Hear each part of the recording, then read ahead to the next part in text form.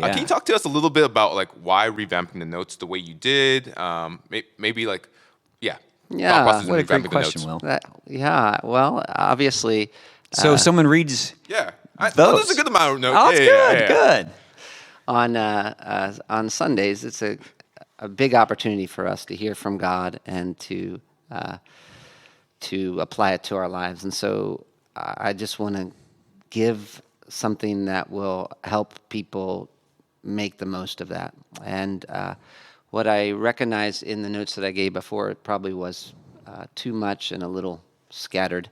And so I thought, why don't we revamp the notes so that there's something to do before you come, something to help you think about while I'm preaching, and then something that will you can work on after the sermon. So you can really take advantage of the message to the maximum. And I know sometimes maximum.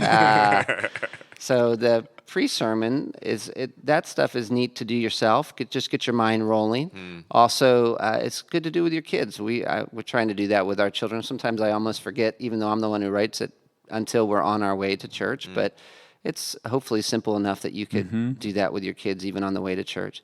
During the sermon, one of the things I've tried to do in that mid-sermon is show what you can be looking for in a message. Because sometimes we think the way to take notes is if I get point 1, point 2, point 3, it's like then I did it, and then we put that in our file and never look at it again. So it's like if you get point 1, point 2, point 3, great, that's fantastic. That will help you understand the flow of the text.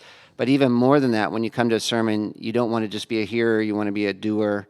And so you're kind of listening to that sermon, wanting to interact almost, and begin to think about how will this change my life.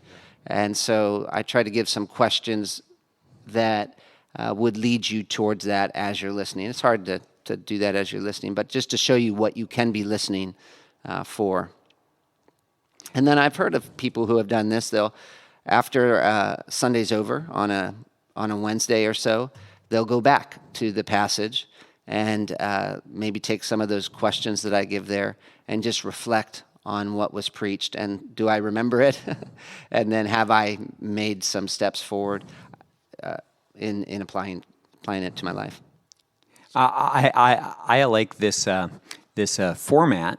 I've enjoyed the last couple of weeks going through the questions with the girls on Saturday.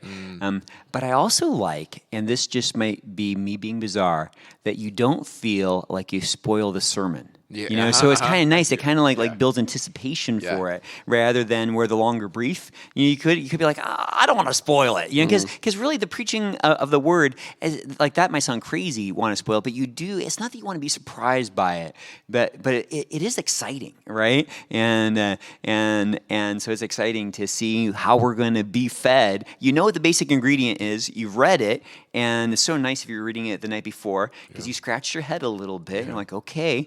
Wineskins, rituals. Right. Okay, so what's going to happen here? Right. You're probably asking some of the same questions that Pastor Joshua is asking during the message. So, I feel you too, because the relations like movies, right? Like you get a general gist of it, but don't spoil it, because I want to be anticipating. I want to be curious. I want to be involved. Yeah. Instead of like, oh, I know what's going to happen. Yep.